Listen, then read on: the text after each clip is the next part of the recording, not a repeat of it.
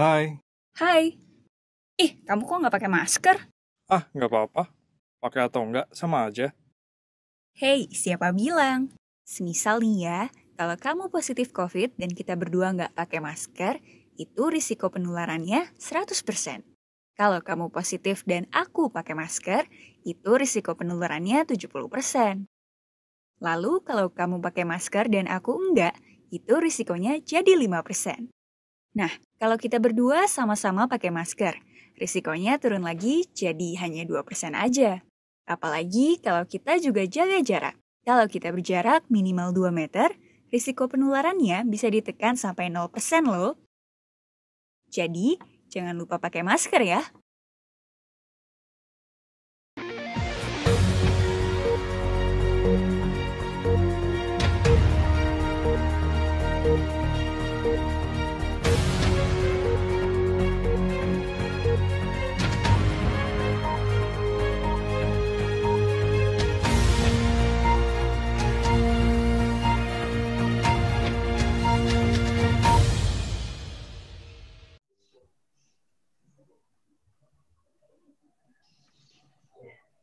Assalamualaikum warahmatullahi wabarakatuh. Sahabat Farah, di mana saja berada, apa kabar? Mudah-mudahan kita semua dalam keadaan sehat walafiat dan bisa berkumpul bersama keluarga di rumah. Senang sekali hari ini Jumat 25 September 2020 kita ketemu lagi di Zoom Talk Farah.id.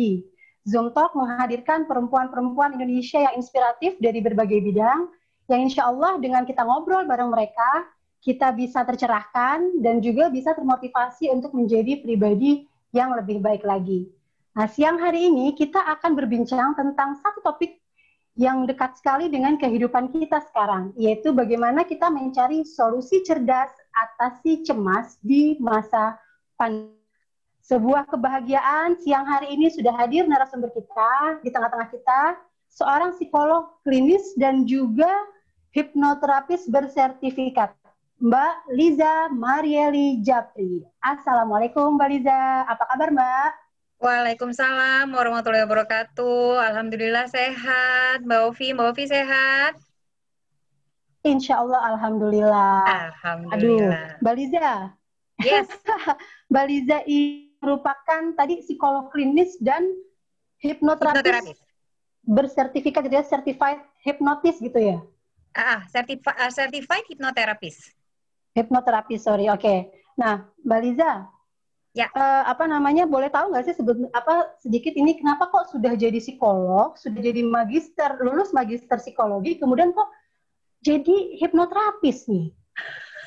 Apa alasannya kalau boleh tahu? Sebenarnya sih kalau kita jadi gini, hipnoterapi itu adalah teknik terapi dengan menggunakan teknik hipnosis. Kalau di psikologi itu kan memang yang namanya ragam terapi banyak banget gitu kan.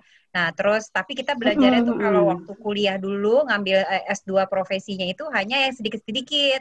Psikoterapi sedikit apa, hipnosis sedikit apa, cognitive behavior terapi itu apa, dikit-dikit doang. Nah, ketika lulus, kemudian saya mikir gitu ya, ini apa ya gitu spesialisasinya gitu kan. Jadi yang membedakan saya dengan yang lainnya juga gitu kan.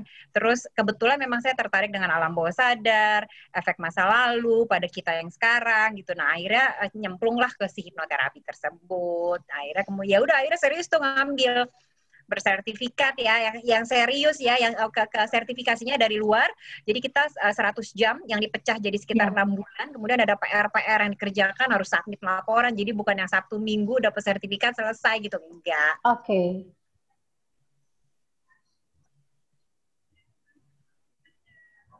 Oke.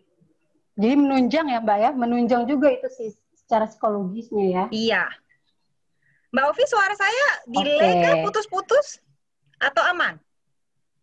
Ada ya, terdengar. Tadi sempat sedikit menghilang tapi ini sudah balik lagi. Oke. Buat sahabat Farah, Mbak Liza ini kelahiran 10 November 1977, benar ya Mbak? Alhamdulillah benar. Berarti patriotismenya tinggi nih Mbak, lahir di 10 November ya Mbak? Amin. Oke. Dan kalau misalnya sahabat Farah nih banyak membuka platform, ada YouTube, kemudian juga Instagram nih, namanya nih banyak di mana-mana nih. Ya Mbak Liza ya. Nah, kalau kita melihat media sosial, Mbak Liza juga di masa pandemi tetap aktif ya. Iya. Malah semakin aktif gitu, wawancara banyak public figure yang kebetulan mereka juga sedang jadi perbincangan hangat kan ya di masyarakat gitu Mbak. Nah, berkaitan dengan tema kita nih siang ini, sebenarnya kalau psikolog tuh bisa cemas nggak sih Mbak? Bisa banget Mbak Ovi kalau pertanyaan itu. Karena sebenarnya kalau secara emosi gitu ya, kita kan kalau kita berbicara mengenai kecemasan itu kan masuk ke ranah emosi ya, gitu. Nah, yang namanya emosi itu sebenarnya adalah satu hal yang wajar. Jadi nggak ada yang salah dengan dengan emosi. Yang kemudian menjadi gangguan adalah ketika emosi itu tidak tersalurkan dengan baik. Jadi gini, emosi itu kan asal bahasa Inggrisnya kan emotion gitu ya. Emotion itu adalah energy in motion, energi yang bergerak seharusnya gitu. Jadi yang namanya emosi itu seharusnya sesuatu yang kita gerakkan, kita sirkulasikan dengan baik. Jadi kemudian dia terolah dan kemudian keluar dengan baik juga gitu. Nah, tapi kita hidup dalam kultur yang banyak untuk nggak boleh marah, nggak boleh sedih, nggak boleh cemas. Kalau cemas itu berarti nggak pasrah sama Allah gitu misalnya, kayak gitu-gitu. Padahal emosi itu sendiri dari dalam itu adalah satu hal yang wajar.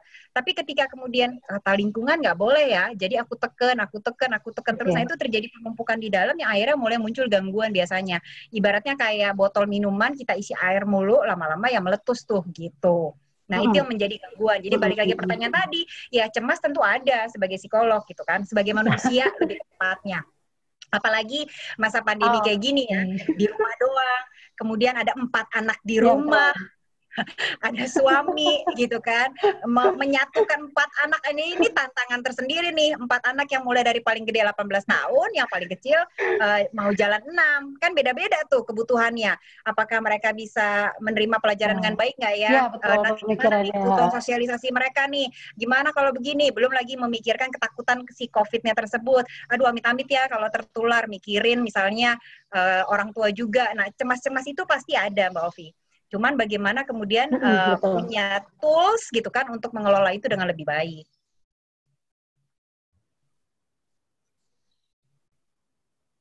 Oke, baik. Ini untuk teman-teman, sahabat Farah, yang ingin bertanya bisa mengisi kolom chat di bawah ya. Jika atau ingin pertanyaannya ke Mbak Liza, monggo silakan ditulis di kolom chat ya. Nah, Mbak Liza, ya, balik lagi nih.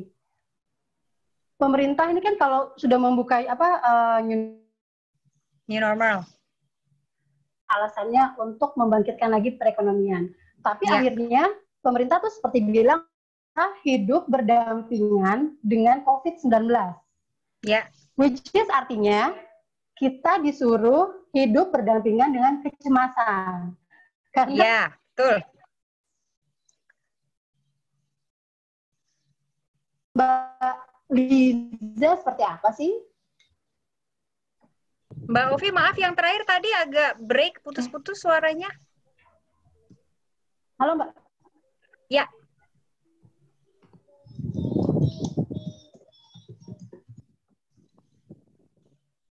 Dengan kecemasan. Ya. Mengenai kecemasan ya. Yang saya tangkap tadi kan kata pemerintah. Yang saya tangkap dari Mbak Ovi tadi adalah bagaimana kalau kata pemerintah kita hidup berdampingan dengan COVID, dengan segala rasa yang ada gitu ya. Betul ya? Iya, nah bagaimana menurut Mbak Lisa itu kan sama saja kita disuruh hidup berdampingan dengan rasa cemas gitu ya. Iya, ya. Silakan Mbak. Ya, jadi yang harus disampaikan adalah bahwa balik lagi tadi, pertama bahwa yang namanya emosi itu adalah satu hal yang wajar gitu kan, itu satu. Yang kedua, kalau teori di psikologi dan memang aplikasinya demikian, sesuatu hal yang makin dilawan-lawan itu makin jadi Mbak Ovi gitu. Sama halnya misalnya kita mencoba untuk ngomong nggak mau, kenapa Mbak Ovi? Iya, lanjut Mbak. Iya, Jadi misalnya kayak sesuatu yang makin dilawan-lawan makin jadi. The more we resist something, the more it exists gitu kalimatnya. Contohnya misalnya nggak mau ingat, nggak mau ingat, nggak mau ingat gitu kan. Makin kita bilang nggak mau Oke. ingat, malah makin keingat kan gitu ceritanya. Selalu seperti itu. Jadi makin dibilang Ya, nggak mau cemas, nggak mau betul, cemas, nggak betul. mau cemas itu biasanya malah makin cemas. Jadi memang benar gitu kayak kata pemerintah kita harus hidup damai dalam kondisi ini saat ini. Damai dalam arti bahwa kita menerima semua emosi yang ada. Karena kondisi COVID ini kan memang di luar kendali kita gitu kan dalam arti kondisinya ya bukan Oke, pencegahannya. Kalau betul, pencegahannya betul.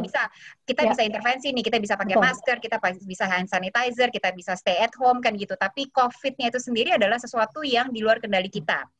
Nah, kadang-kadang bahkan Betul. seringkali dalam hidup gitu kan ada kondisi-kondisi yang di luar kendali kita, tiba-tiba Tuhan gitu ya Betul. nyemplungin kita aja di situ gitu kan. Nah, sekarang permasalahannya, ini Allah nih udah kasih kita kondisi ini. Kita mau ngelawan-ngelawan terus, atau kita mencoba untuk mengalir kayak air sungai gitu dengan fleksibel, dengan enak. Makin kita lawan-lawan, makin gak karuan gitu. Energi kita malah habis untuk itu gitu. Jadi memang kondisinya memang Oke, lagi oke. COVID saat ini, dan ini bukan permasalahan satu keluarga, bukan permasalahan Betul. satu negara, bahkan permasalahan satu dunia gitu. Nah, kitanya sekarang mau gimana? Nggak bisa kita cuma sebelin COVID-nya, kapan hilangnya, tapi kemudian nggak ngapa-ngapain gitu kan. Nah, jadi memang yang dimaksud pemerintah lebih kepada gimana kita bisa menerima gitu kan kondisi ini dan kemudian legowo gitu istilahnya gitu ya, Ya, menjalani ini dengan enak gitu. betul. Oke. Siap, siap. Nah, ini sudah ada yang bertanya nih, Yes. Mbak Liza. Ya, yang pertama dari Mbak Elza Uci minta dibacakan. Ini Mbak Liza, bagaimana cara kita menyalurkan emosi dengan baik? Oke. Bagaimana menyalurkan emosi dengan baik? Pertama yang harus pertama kali dilakukan itu adalah mengenali emosi itu, gitu kan. Jadi ada yang namanya Oke. kalau di psikologi itu kemampuan self awareness, kemampuan untuk menyadari diri, gitu kan. Banyak orang yang kalau saya bilangnya ini kayak Superman syndrome nih, semua gitu ya pengen jadi Superman. Enggak kok, aku nggak apa-apa, enggak biarin aja, enggak, udah lupain aja, padahal nggak lupa tuh ada di dalam, gitu kan. Jadi Oke. pertama-tama yang sebelum bisa mengelola itu kita harus bisa untuk mengenali emosi itu dan kemudian memetakan kenapa ya kok sampai bisa punya emosi ini ya. Misal gitu katakan kalau kita berbicara mengenai cemas gitu Oke. ya, ini emosi ini sebenarnya apa sih nih, ini cemas karena apa ya, apakah cemas mengenai perekonomianku, finansialku nih berkaitan dengan COVID, ataukah misalnya cemasnya karena harus ada di rumah sama pasangan, kalau dulu kan gitu ya, pasangan ke kantor, Terus kita kemana gitu kan, ini aku nggak biasa komunikasi sama dia, nggak aku harus boleh keluar. komunikasinya gimana nih ya Iya. gitu kan. Jadi kita memetakan.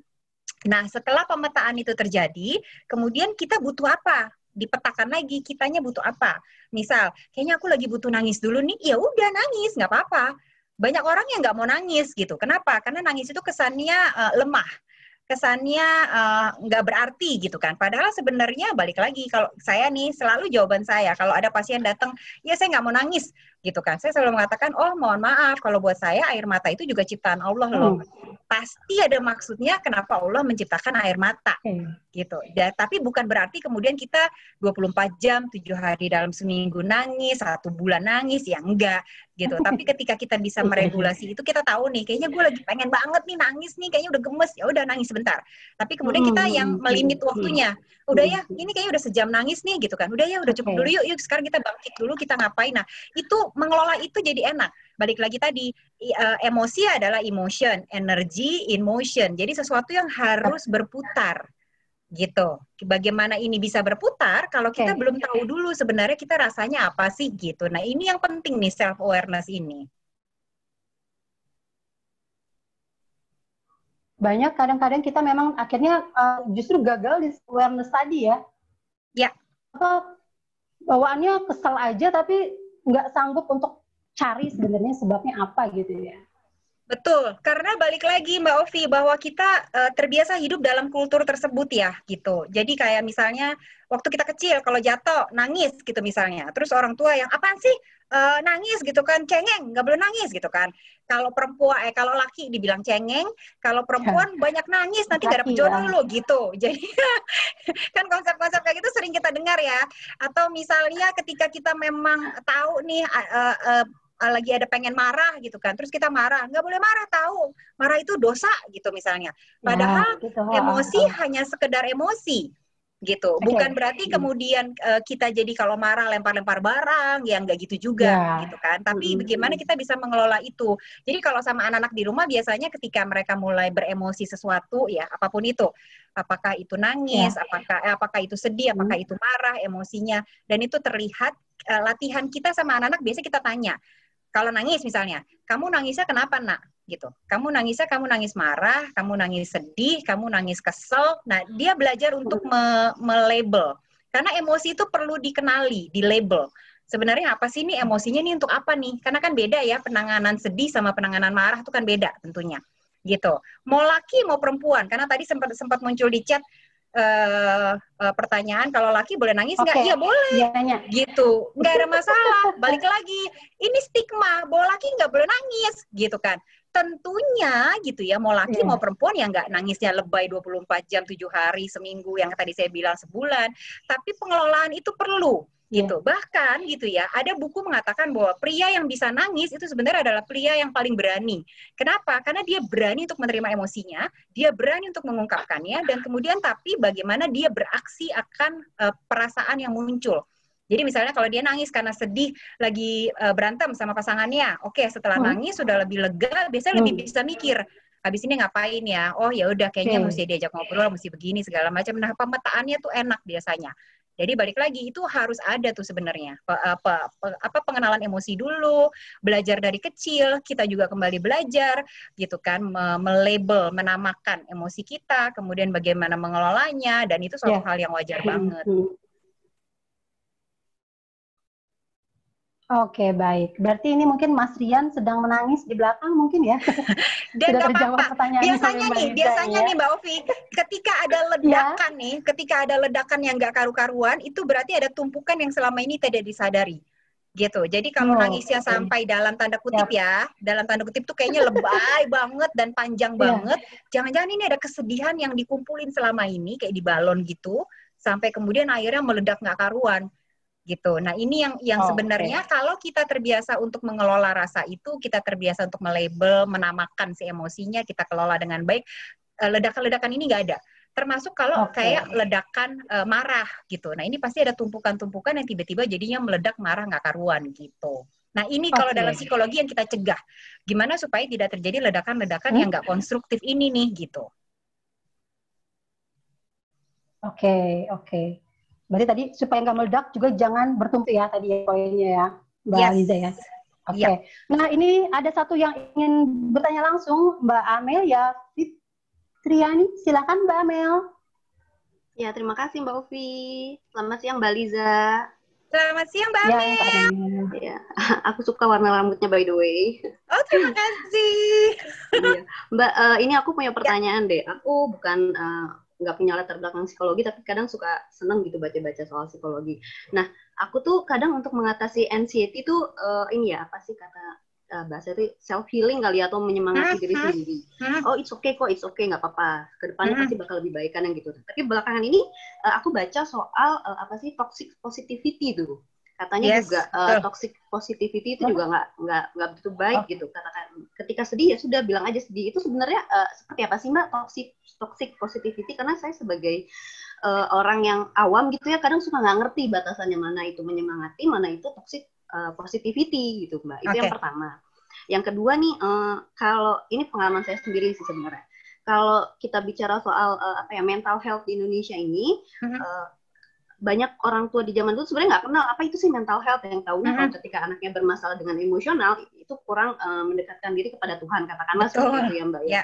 Ya maybe aku juga mungkin merasa sampai itu juga ya kita butuh apa sih namanya secara spiritual yes, tapi kan di sisi lain juga kadang ada ruang kosong yang sebenarnya tidak bisa diisi di masalah itu sebenarnya gimana ya, kita mengetahui batasannya kapan kita menyadari bahwa ini adalah masalah kesehatan mental atau emosi, dan kapan kita menyadari bahwa itu adalah masalah kita mungkin kurang dekat dengan Tuhan, seperti itu Mbak. Thank you. Terima kasih. Ini langsung Mbak Ovi? Oke, silakan Mbak Liza boleh. Ya, yang pertama mengenai toxic positivity. Kalau ada yang belum tahu, jadi toxic positivity itu jiwa positifnya itu udah sampai keterlaluan, overdosis, beracun, nah gitulah penggambaran gampangnya gitu ya. Jadi yang sebenarnya ada masalah banget tapi selalu mengatakan nggak apa-apa, nggak apa-apa, nggak apa-apa, sampai akhirnya tuh semua belibet gitu. Nah itu toxic positivity tuh, positivity-nya beracun gitu. Nah kapan kita membedakan mana yang memang lagi menyemangati diri, mana yang sudah sampai pada tahap toxic gitu kan tadi pertanyaannya dari Mbak Amel gitu. Ini terlihat perbedaannya dari perubahan yang terjadi dalam kehidupan sehari-hari. Itu sudah jelas. Jadi kalau misalnya kayak tadi contoh saya gitu, istilahnya kayak gini-gini. Ini istilah paling gampang. Ada pup kucing. Kita pelihara kucing di rumah. Ada pup kucing di rumah gitu ya. Di ruang tamu dia pup tiba-tiba di ruang tamu. Toxic positivity itu enggak apa-apa kok, enggak ada apa-apa, semua bersih-bersih aja, rumahku bersih kok, enggak ada apa-apa, enggak ada bau apa-apa. Nah, itu terus yang kayak gitu. Persis sama kayak gitu. Sampai kemudian tidak terjadi perubahan apa-apa yang sampai akhirnya pupnya makin lama makin bau, makin mengeras, makin bikin kotor. Nah, itu udah jadi toxic gitu kan. Sama halnya dengan kalau kita di kehidupan kita sehari-hari ada masalah dengan pasangan, nggak apa-apa, nggak usah dibicarain. Tapi semua jadinya ya seperti pup yang mengeras dan bau itu makin lama. Itu sudah masuk sampai pada tahap toxic positivity, tidak ada perubahan. Si kucingnya itu tetap ada di situ gitu. Nah, tapi kalau menyemangati itu lebih kepada, aduh, iya nih ya gitu, cemas nih. Karena nggak biasa mungkin orangnya clean freak gitu kan, bersih banget, nggak pernah bersih-bersih pegang pup gitu kan, takut banget, tapi nyemangatin diri tuh, ya sih, aku terima nih, aku lagi cemas banget nih, akhirnya harus berhadapan dengan kotor, tapi nggak apa-apa ya, yuk kita kerjakan yuk segala macam, dan kemudian pupnya dibersihkan. Nah itu bedanya. Sebenarnya dari sisi di lingkungan nyatanya itu terlihat ada perbedaan ya, bahwa akhirnya ada sesuatu yang berbeda, ada yang dilakukan. Kalau toxic positivity itu lebih kepada yang terus-terusan ngomong tapi nggak ada aksi apa-apa. Karena pada akhirnya dalam kehidupan kita butuh aksi. Kita positif-positif tapi kita juga butuh aksi tersebut. Kita pertama harus mengakui dulu bahwa misal kalau kita berbicara topik hari ini kecemasan ya. Iya aku akui sih aku ada cemas nih. Oke tapi nggak apa-apa ya, semua pasti baik-baik aja segala macam. Terus aku bisa apa ya dalam kondisi ini ya? Oh berarti aku harus jaga jarak kalau ngomong sama orang. Oh berarti aku harus pakai masker. Wah anak-anak di rumah bagaimana ya? Oh berarti anak-anak mungkin vitaminnya harus tambah nih. Pagi vitamin untuk pertumbuhan. Kalau ini yang saya kerjakan di rumah ya. Pagi vitamin pertumbuhan, malam mungkin untuk imunitas tubuh nih gitu misalnya. Terus buat suami sama saya sama mbak-mbak di rumah sama Pak Supir pakai apa ya? Oh yang mesti. Nah itu kita ada tindakan yang kita lakukan gitu sambil mengakui bahwa memang saya cemas. Tapi apa yang bisa saya lakukan? Ada aksinya. Nah, ini yang membedakan Mbak Amel. Dapat bedanya ya Mbak ya? Gitu ya. Jadi terlihat biasanya dan kemudian ketika kita sudah beraksi, biasanya rasa emosi yang mengganggu itu berkurang. Karena kita tahu kita sudah melakukan aksi tertentu. Jadi kalau mau dilihat apakah bedanya ini udah keterlaluan nggak sih? Ini positivity-nya udah beracun nggak sih? Ini atau enggak nih? Ini lagi menyemangati. Itu terlihat dari ada perbedaan apa tidak. Nah, kemudian yang kedua, yang tadi udah ya Mbak ya? Oke, yang pertama? Mbak Mel oke ya? Ya Mbak, ya oke. Yang kedua, berkaitan dengan ini kapan tahu nih apakah memang lagi mengalami mental breakdown atau kurang dekat dengan Tuhan gitu kan. Di psikologi gitu ya, dan yang sayangnya pemahaman ini kurang sekali sebenarnya. Yang namanya individu yang sehat secara holistik, secara keseluruhan adalah mereka-mereka yang punya kecerdasan intelektual yang baik, kecerdasan emosional yang baik, kecerdasan spiritual yang baik. Bahkan sekarang mulai muncul teori baru bahwa satu lagi adalah kecerdasan sosial, gitu kan. Tapi kita fokus sama tiga ini dulu ya, karena ini yang sosial baru terakhir nih muncul. Kita fokus sama yang tiga dulu, ada kecerdasan intelektual, kecerdasan emosional, sama kecerdasan spiritual. Jadi, yang namanya kecerdasan spiritual, hubungan kita dengan Tuhan di atas, itu adalah tiang-tiang pancang rumah, gitu ya. Itu penyangganya. Gitu. Nah, kecerdasan emosional itu dinding-dindingnya sama atapnya. Gitu. Nah, sementara kecerdasan intelektual itu lebih kepada furniture-nya gitu kan. Kita pakai sofa apa, ini nanti taruh lukisan apa yang seperti itu. Nah, banyak orang yang hanya penekanannya misal pada kecerdasan intelektualnya saja. Dan itu sebenarnya yang disayangkan terjadi di kultur kita. Kalau kita ke sekolah-sekolah, penekanannya itu hanya intelektual doang. Matematika berapa? Akademik ya. Berapa? Kimia berapa? Nah, kayak gitu kan. Dan dari zaman dulu memang seperti itu. Sampai lupa bahwa ada komponen yang lainnya. Banyak banyak teori, bukan banyak teori, banyak fakta membuktikan. Mungkin kalau semua peserta Zoom yang sekarang ini berpikir, iya ya, dulu ada tuh teman kuliahku yang kalau bisa magna cum laude, summa cum laude, atau lebih dari itu lagi kayaknya, tapi sekarang nggak jadi apa-apa, gitu kan misalnya. Kenapa? Karena mungkin dia pintar nih, kecerdasan intelektualnya mentok, tapi kecerdasan emosionalnya drop. Kecerdasan emosional itu adalah bagaimana kita fleksibel dalam lingkungan kita, dalam kehidupan kita. Kayak sekarang nih yang terjadi, lagi ada corona, bisa kita fleksibel nggak nih? Bisa nggak kita beradaptasi? Kita punya manajemen stres yang baik apa enggak? Kita punya kemampuan komunikasi yang baik apa enggak? Termasuk self-awareness, kesadaran diri, emotional awareness itu masuk ke kecerdasan emosional. Banyak orang yang nggak melatih itu.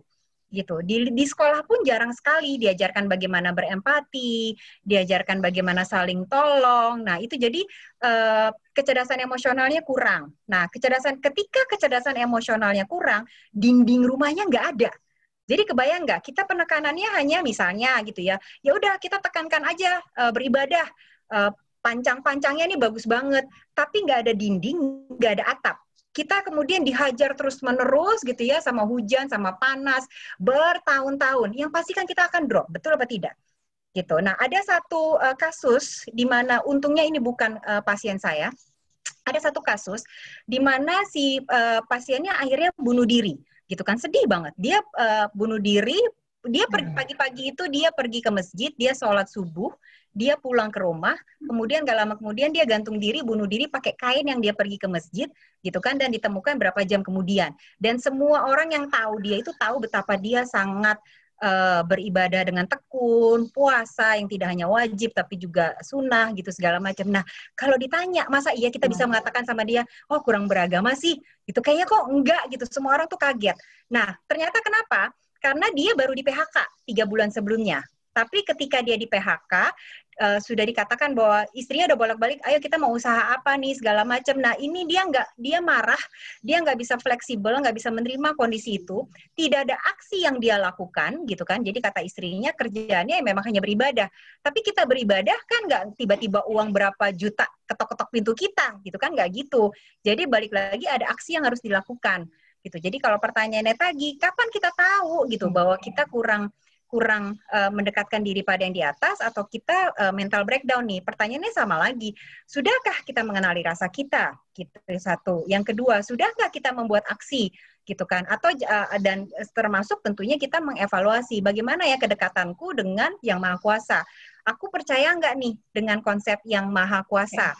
Mereka-mereka yang biasanya percaya bahwa konsep Tuhan Maha Kuasa itu biasanya dengan dapat seutuhnya ya konsep itu, biasanya sudah bisa mengalir dengan lebih enak. Gitu. Kenapa? Karena balik lagi, kalau kita percaya Tuhan Maha Kuasa, berarti apapun yang terjadi pasti sudah atas dasar persetujuannya. Kan gitu. Jadi mungkin ada yang harus kita pelajari. Nah, itu yang biasanya bikin kita lebih kokoh lagi. Oh, aku lagi ditempatkan dalam situasi COVID ini nih ya. Barusan di PHK juga. Tapi kan Tuhan Maha Kuasa. Berarti mungkin ada yang harus dipelajari. Aku harus belajar apa ya? Oh, aku harus belajar lebih cari usaha kali ya, apa ya? Oh, saatnya aku mulai nulis nih kayaknya nih. Kemarin-kemarin aku lupa nulis nih misalnya. Itu proses-proses itu biasanya yang kita olah gitu. Jadi coba dianalisa, coba dipikir-pikir gitu kan, dirasakan gitu kan. Ini benar karena aku kurang beragama, kurang mendekatkan diri, atau jangan-jangan memang aku ada mental breakdown. Kalau memang ada mental breakdown ya diakui gitu, dan kemudian bagaimana dikelola itu dengan baik, Mbak Ovi. Mbak Amel, semoga menjawab ya. Oke, baik. Ya, thank you Mbak Liza. Sama-sama. Oke, Mbak Liza, ya. Tadi nyambung ke yang tadi juga sedikit dari yang ditanyakan Mbak Desi. Mbak Desi mau tanya, adakah tanda-tanda kecemasan berlebih yang harus kita waspadai gitu? Apa tandanya gitu, Mbak? Oke, kalau di psikologi gitu ya, kita tuh ada ranah-ranah, ada klasternya, ada gangguan pola berpikir, ada gangguan kepribadian, ada gangguan cemas kan gitu ya. Kalau gangguan kepribadian misalnya gangguan psikopat di bawah klaster gangguan kepribadian gitu ya, gangguan psikopatik, gangguan narsistik segala macam. Kalau gangguan pola berpikir misalnya skizofrenia, delusi, halusinasi misalnya demikian. Nah, kalau gangguan cemas itu sendiri sebenarnya ada beberapa di bawahnya. Yang pertama adalah gangguan cemas menyeluruh. gitu kan. Yang kedua adalah panic attack, serangan panik. Yang ketiga itu adalah gangguan obsesif kompulsif. Gangguan obsesif kompulsif tuh misalnya bersih-bersih terus, kunci-kunci pintu terus. Jadi sesuatu yang secara obsesif dilakukan terus-menerus OCD, gitu kan. OCD. Kemudian ada lagi yang namanya fobia, ada yang namanya social anxiety, dan ini banyak nih, gitu. Ada 6 yang masuk ke dalam ranah klaster gangguan cemas. Nah, kapan dia mulai mengganggu, gitu kan? Jadi ini harus, kalau memang kalau kita berbicara mengenai COVID-19 ini ya, jangan-jangan tidak hanya gangguan cemas yang kita alami, bisa saja kemudian masuk ke gangguan emosi, yaitu depresi. Itu bisa juga, gitu. Jadi ketika setiap orang itu punya respon stres yang berbeda-beda. Ada ketika lagi stres jadi depresi, jadi punya gangguan emosi, ada yang ketika stres jadi punya gangguan cemas. Jadi yang siapa tadi, Mbak Desi ya? Cemas. Betul ya. Nah, Mbak Desi ini harus mengelola juga. Ini lebih kepada depresi atau cemas itu satu misalnya, atau bahkan mungkin yang lain. Nah, setelah dilihat-lihat kapan ini mulai mengganggu, kapan ini mulai dikatakan sudah mulai kronik gitu istilahnya, adalah ketika kita sendiri sudah tidak bisa berfungsi dengan baik. Jadi checklistnya, kalau psikologi itu ada checklistnya. Sebelum kita masuk ke, ini udah gangguan, nah itu biasanya ada checklistnya. Sudah berapa lama terjadi? 1. Kemudian habis itu, apakah mengganggu fungsi diri sendiri? Apa tidak? Apakah mengganggu fungsi sosialnya? Apa tidak? Kalau sudah sampai pada taraf mengganggu semua ini, berarti mungkin sudah masuk pada gangguan. Kemudian lihat gejala-gejalanya lagi. Apakah gejala, kalau kita berbicara gangguan cemas, gejalanya itu biasanya, kalau gangguan cemas menyeluruh itu yang seharian. Itu tuh ada satu hal yang dipikirkan, yang terus-menerus terjadi. Terus-menerus dipikirkan dan terus-menerus ditakuti. Itu biasanya 1. Kemudian habis itu rasa tubuh nggak enak, deg-degan. Bisa sampai nangis mungkin karena saking cemasnya. Kemudian sampai tiba-tiba bisa blank gitu, nggak tahu mau ngapain. Atau bisa jadi emosinya meledak-ledak, itu bisa juga. Jadi ada perubahan emosi. Nah, ini adalah beberapa tanda yang mungkin, jangan-jangan memang sudah sampai pada tahap gangguan ya, gitu. Nah, kalau ini yang terjadi, pertanyaannya kemudian apakah butuh bantuan profesional, ataukah mungkin bisa didiskusikan dengan pasangan, bisa juga, Mbak Ovi. Gitu. Jadi coba diperhatikan aja gejala-gejalanya, biasanya kok itu kok. Tapi secara umum gini Mbak Ovi, apapun gangguan yang nanti muncul ya, mau itu depresi, mau itu gangguan pola berpikir, mau itu kecemasan, biasanya ada perubahan dulu dalam diri kita yang cukup signifikan. Kalau misal mau yang simple, perubahannya itu 3 sebenarnya. Dari perubahan emosi, 1, dilihat. Apakah emosinya roller coaster, naik turun, ntar ketawa, ntar nangis, ntar tiba-tiba tenang, ntar tiba-tiba ngaco, kacau gitu kan misalnya. Itu 1. Yang kedua, biasanya nanti ada perubahan pola makan. Perubahan pola makan itu juga bisa jadi kebanyakan makan, emotional eater misalnya, atau malah jadi hilang nafsu makan. Karena respon tiap orang itu beda-beda. Ada yang ketika lagi stres jadi banyak makan, terus, nah ini yang biasanya orang salah nangkep. Enggak kok, dia nggak stres, orang makannya banyak gitu kan. Padahal sebenarnya nambah. Yang biasanya 1 piring nasi cukup tiba-tiba harus 3 piring. Nah kalau ini sering udah sekitar 2 minggu, bahkan 1 bulan terjadi, jangan-jangan ada stres yang kita alami. Ini yang kedua dari pola makan. Yang ketiga itu kemudian dari pola tidur. Ada orang yang ketika stres jadi insomnia, nggak bisa tidur, atau malah hipersomnia. Gitu kan. Nah, orang-orang yang hypersomnia itu biasanya adalah mereka yang tidurnya lama, panjang, tapi begitu bangun masih lelah ya, apa ya. Nah, kalau ini 2 minggu saja, tiap hari terus-terusan seperti itu bisa sudah menjadi tanda bahwa jangan-jangan aku lagi stres nih ya. Gitu. Nah, kemudian bagaimana stresnya bermanifestasi kemana, itu nggak tahu. Ada yang stresnya manifestasinya jadi depresi, ada yang stresnya manifestasinya jadi cemas, itu bisa juga.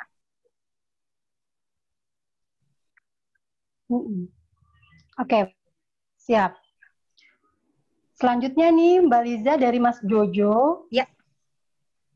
Apakah kita udah ngomongin tadi berbagai gangguan, kecemasan, apakah kecemasan itu bisa dihilangkan nggak sih Mbak sebenarnya? Oke.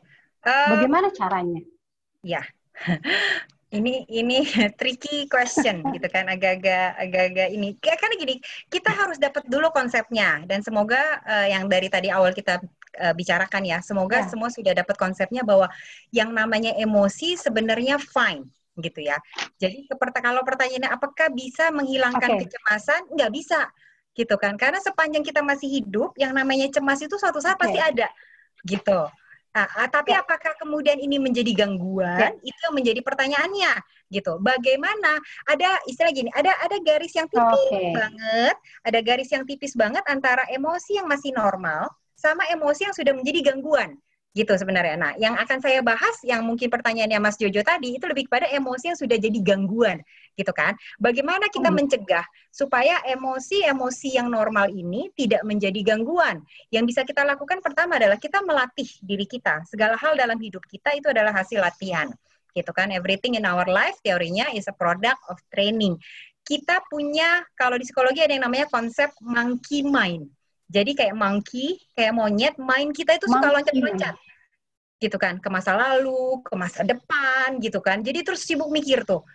Mereka-mereka yang monkey mind-nya loncat lebih banyak ke masa lalu, itu biasanya gampang depresi. Harusnya begini ya, harusnya begitu ya, kenapa gini ya, tapi kan coba kalau waktu itu, nah gitu. Mereka-mereka yang pikirannya monkey mind-nya banyak loncat ke depan, itu biasanya mudah mengalami gangguan cemas, gitu kan. Nah, jadi bagaimana nih? Ini kan nggak sehat nih, terlalu banyak ke belakang, terlalu banyak ke depan, gitu kan loncatnya. Yang kita lakukan Ya. biasanya melatih pikiran kita untuk sebisa mungkin hadir penuh di masa sekarang, gitu kan. Paling nggak kalau mau ya udah deh pikirin deh, paling nggak setahun ke depan mau ngapain ya, 6 bulan ke depan mau ngapain ya, itu masih oke, gitu kan. Tapi nggak kemudian, duh gara-gara COVID ini, misalnya saya punya anak kecil yang mau umurnya 6 tahun kan, tapi saya mencemaskan dia, ini gara-gara COVID ini nanti dia kuliah gimana ya, kan itu jauh banget.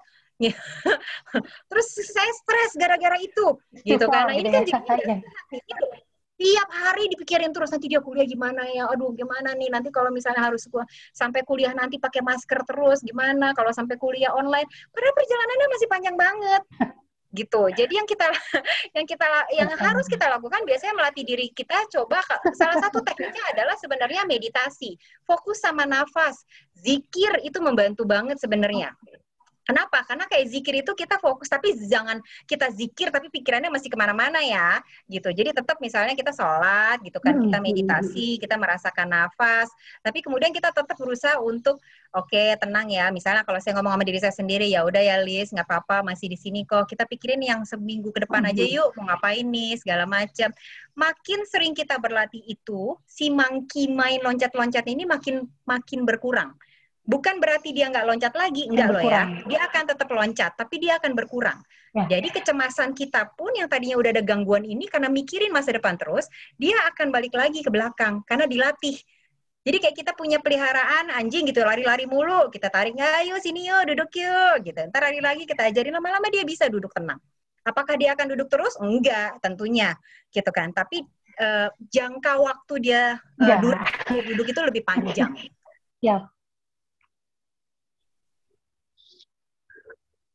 Oke, siap. Mas Jojo tuh ya, sudah dijawab oleh Mbak Liza. Nah, sekarang ke pertanyaan dari Mbak Intan Fitri, Mbak Liza. Ya. Selamat siang Mbak Liza, bagaimana strategi komunikasi yang tepat untuk menyatukan pikiran dan sikap dengan keluarga terkait kita menghadapi COVID-19, khususnya ke orang tua, orang yang lebih tua, yang mungkin mudah tersinggung jika kita ingetin terus-menerus nih Mbak. Kayaknya masalah semua ya. Ini sesuai banget dengan pandemi nih. Betul, tepat sasaran. Masalah komunikasi itu memang pertama butuh kitanya biasa ngobrol apa tidak, itu satu. Kalau kita nggak biasa ngobrol, ya susah juga gitu kan. Jadi tidak tersampaikan dengan baik. Yang kedua, komunikasi itu dua pihak itu sama-sama harus bisa toleransi dan saling berempati gitu kan. Misalnya juga. Jadi kalau tadi contohnya misalnya sama orang tua, ya kita mau nggak mau punya empati juga bahwa oh ya, apalagi kalau kita mengenal orang tua kita ya, apakah misalnya orang tuanya memang cukup keras kepala, apakah memang selama ini suka melakukan apapun yang beliau mau lakukan gitu kan. Yang apakah ada intervensi lain yang bisa kita lakukan? Apakah misalnya mungkin kita menciptakan kegiatan-kegiatan yang menarik di rumah sehingga kemudian si orang tua ini juga nggak dikit-dikit mau keluar, nggak mau pakai masker segala macam gitu. Kemudian kalau lagi mau pergi kita bikin perjanjian dengan dia gitu kan. Ayo Pak, boleh Pak pergi Pak, tapi Bapak pakai masker ya. Terus kita misalnya ke supermarket tapi sebentar aja ya. 1 jam gitu misalnya. Nah, kesepakatan ini yang dibuat gitu sebenarnya. Terus berikut juga dengan kondisi di rumah kita sendiri, dengan pasangan, dengan anak-anak. Di masa di mana kita diisolasi ini di satu rumah, ketemunya selalu misalnya ya istilahnya kan gitu ya, lo lagi nih gitu kan.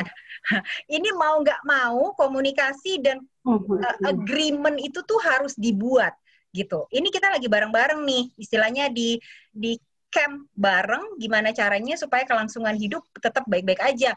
Istilahnya jangan amit-amit sampai bunuh-bunuhan gitu kan, sampai sebel-sebelan gitu. Kalau saya sama suami waktu pertama kali dulu itu kita ajak ngobrol anak-anak semua. Ini bagaimana? Semoga gitu, amin. Insya Allah di akhir COVID nanti ketika kita keluar rumah sudah tidak diisolasi lagi, kita nggak bawa beban saling musuh-musuhan kesel gitu kan. Nah kita bahas tuh, oh iya berarti kapan belajar, kapan ini, harus bagaimana, segala macam. Nah ini yang harus dibiasakan sebenarnya. Kalau belum pernah terjadi dalam lingkungan rumah kebiasaan ini, justru mungkin COVID ini adalah waktu yang baik untuk memulai proses belajar tersebut. Gitu. Wah, kalau yang lebih tricky sebenarnya adalah kalau kita ngobrol dengan orang tua. Nah, ini yang kita harus agak tahan-tahan dikit, ada empati, memang beliau sudah tua gitu segala macam, tapi dibiasakan. Biasanya sih semakin sering kita ngobrol, empati itu saling terbentuk, toleransi itu terbentuk dan lebih enak gitu. Kadang-kadang orang malas untuk mulainya aja gitu. Kenapa? Karena belum biasa.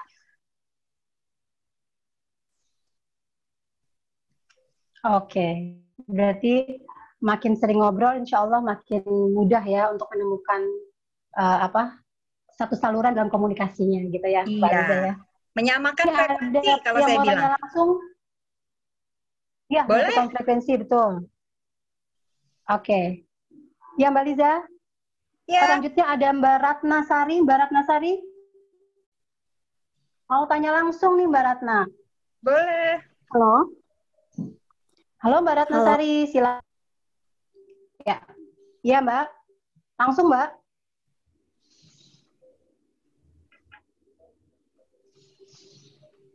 Halo Mbak Liza. Mbak Ratna? Ya Mbak Ratna. Halo. Ya. Nah, itu dia. Halo Mbak Ratna, cantik sekali.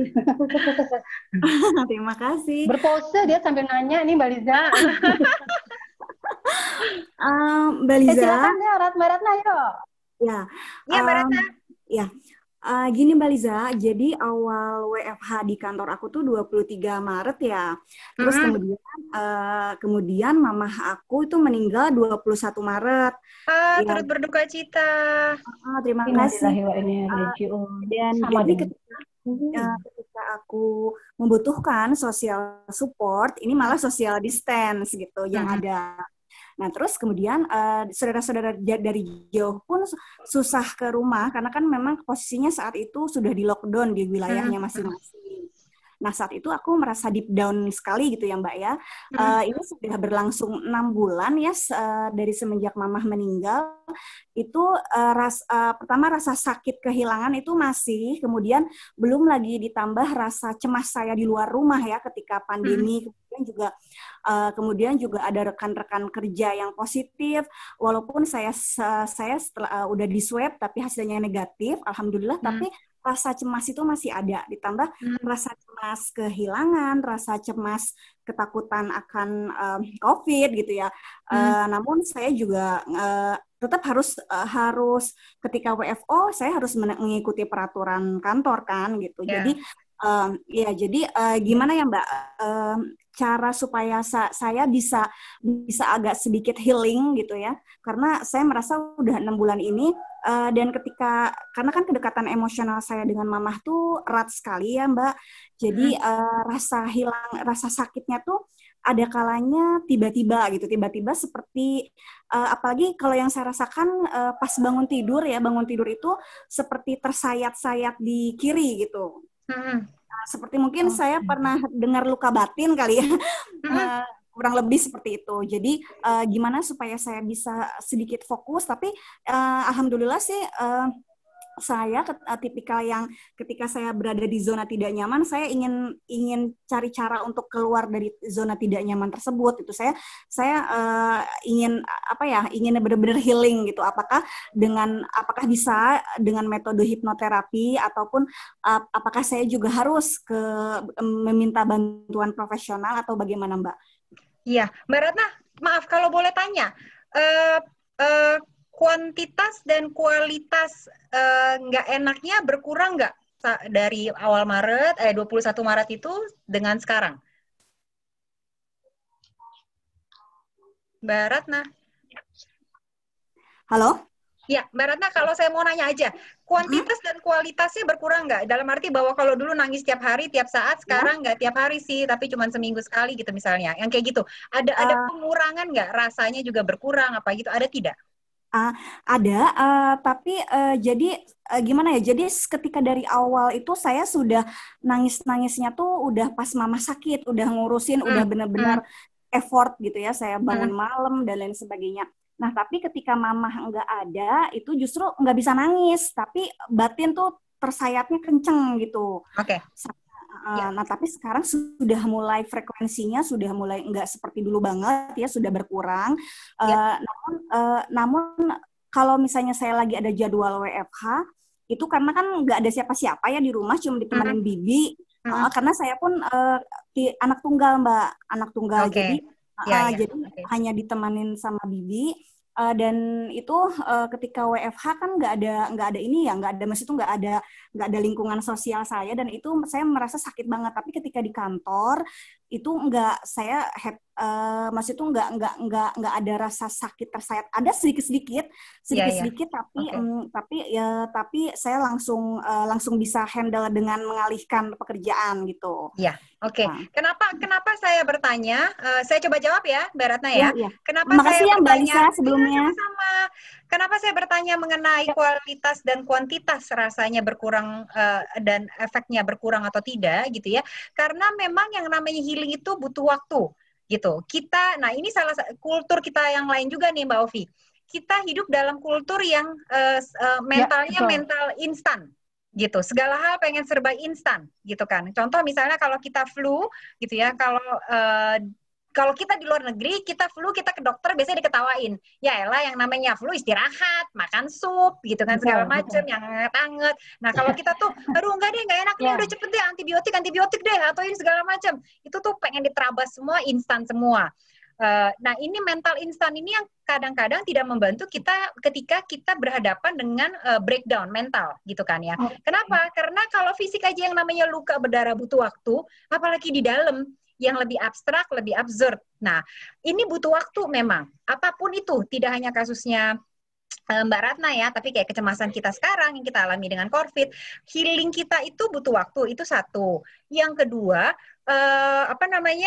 yang namanya healing itu kita harus menyamakan juga persepsi ya. Saya menyampaikan bahwa yang namanya healing itu bukan berarti kemudian hilang total, enggak gitu. Suatu saat pasti akan muncul lagi. Apalagi kalau kita balik lagi ke kasus Mbak Ratna gitu ya, ditinggal meninggal ibu yang sangat dekat hubungannya, itu pasti nanti ada momen-momen yang mungkin gitu ya, bukan karena rumah, misalnya lagi jalan di luar, lagi nyetir gitu kan, terus tiba-tiba ngelihat makanan kesayangan batagor ibu, almarhumah ibu gitu, itu bisa nangis lagi. Gitu. Jadi apakah ini menandakan kita belum healing? Enggak juga gitu. Ini adalah emosi yang lagi keluar karena kita masih punya memori gitu kan. Jadi itu nggak apa-apa banget. Banyak orang yang konsepnya adalah yang namanya healing itu completely gone, hilang gitu kan. Semuanya enggak begitu gitu. Jadi yang harus dicari adalah apakah itu berkurang. Kalau kita berbicara khusus dalam kasusnya kayak Mbak Ratna, berarti yang dihadapin adalah grief, duka, gitu kan. Nah, duka itu tiap orang beda-beda. Ada yang memudar, bukan menghilang ya, saya bilang, memudar itu cepat. Ada yang tapi butuh waktu lebih lama. Kenapa kadang-kadang butuh waktu lebih lama? Mungkin keterikatannya lebih lekat. Mungkin juga karena kebetulan Mbak Ratna nggak mudah menghadapi itu, tapi bersamaan juga harus isolasi COVID, gitu kan, lockdown, jadi nggak sempat ketemu social supportnya dia, gitu segala macam. Jadi ini makin kayak benang kusut nih, gitu. Jadi memang butuh waktu. Cuman kalau sekarang ini sudah mulai perlahan-lahan berkurang, ya that's good, gitu kan. Berarti memang on the right track gitu kan, di posisi yang benar nih, di jalan yang benar. Cuman mungkin butuh waktu yang lebih lama lagi, Mbak Ratna, itu satu. Kemudian habis itu bagaimana terus-terusan melatih. Mungkin ada kita tuh sebagai makhluk psikologis gitu ya, sebenarnya butuh kreatif. Jadi ketika kita dihantam gitu istilahnya dengan tantangan hidup, proses belajar, ini secara kreatif apa yang bisa aku lakukan ya untuk mengakomodir kondisi ini. Misal, oh iya ya, ini lagi lockdown, masih sedih gara-gara mama, susah ketemu social support gitu kan ya. Apakah kemudian aku bisa ya perbanyak video call misalnya. Atau olahraga. Olahraga itu juga menjadi penting. Kenapa? Olahraga itu kita bergerak. Energi kita ikut terputar. Balik lagi, sirkulasi ini penting loh. Ini yang harus saya sampaikan. Banyak orang yang ngendon doang, ngejogrok doang, itu makin mendem di dalam, makin stres sebenarnya. Olahraga, banyak ngobrol dengan kondisi protokol COVID sekarang tentunya ya, apakah video call, apakah ini, apakah bisa misalnya hanya sekedar ketemu sebentar gitu ya, tapi pakai masker gitu kan, agak jaga jarak. Nah ini bisa apa tidak, hal-hal seperti ini yang dilakukan. Kalau ada kecemasan lain berkaitan dengan itu, misalnya apakah nanti kena COVID apa tidak, segala macam, ya itu sebenarnya sih kalau saya sendiri ya, konsep saya melakukan yang maksimal, terbaik, hasil akhir lillahi ta'ala.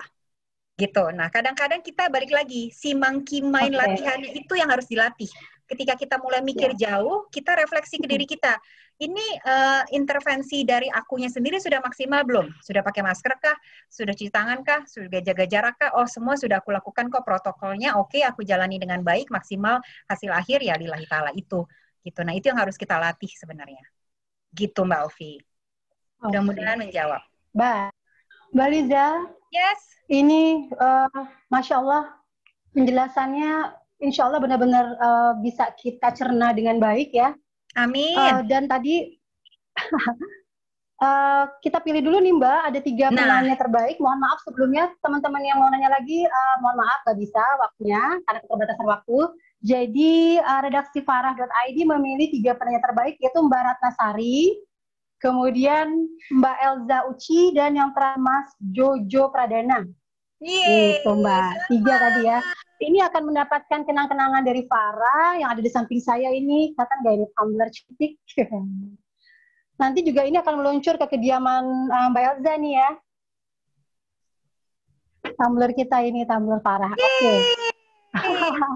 Baik, Mbak Liza, sekali lagi terima kasih banyak. Kalau mungkin saya boleh sedikit meresum nih Mbak. Boleh. Jadi yang terpenting kita harus menyadari emosi itu ada sesuatu yang wajar, dan bagaimana caranya kita tidak menumpuknya itu dengan adanya aksi, gitu ya.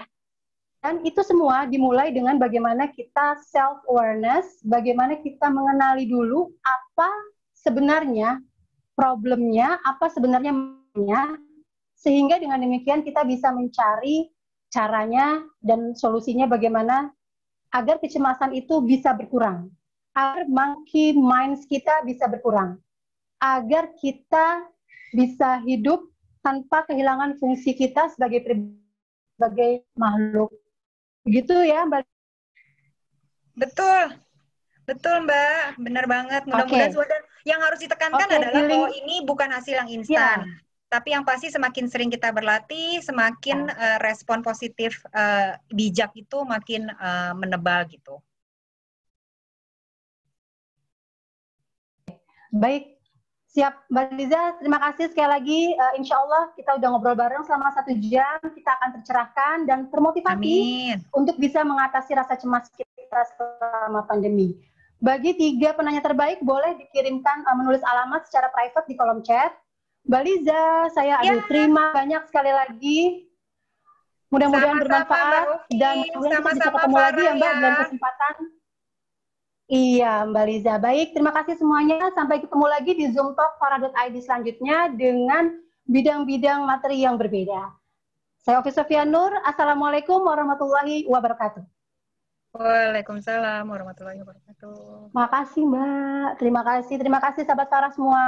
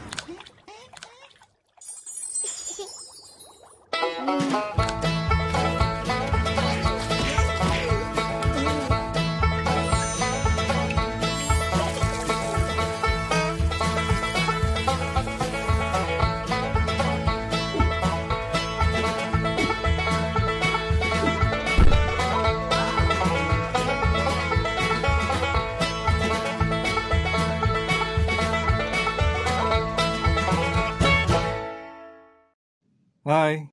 Hai. Ih, kamu kok nggak pakai masker? Ah, nggak apa-apa. Pakai atau nggak, sama aja.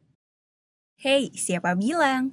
Semisal nih ya, kalau kamu positif COVID dan kita berdua nggak pakai masker, itu risiko penularannya 100%. Kalau kamu positif dan aku pakai masker, itu risiko penularannya 70%. Lalu kalau kamu pakai masker dan aku enggak, itu risikonya jadi 5%. Nah, kalau kita berdua sama-sama pakai masker, risikonya turun lagi jadi hanya 2% aja. Apalagi kalau kita juga jaga jarak. Kalau kita berjarak minimal 2 meter, risiko penularannya bisa ditekan sampai 0% loh. Jadi, jangan lupa pakai masker ya.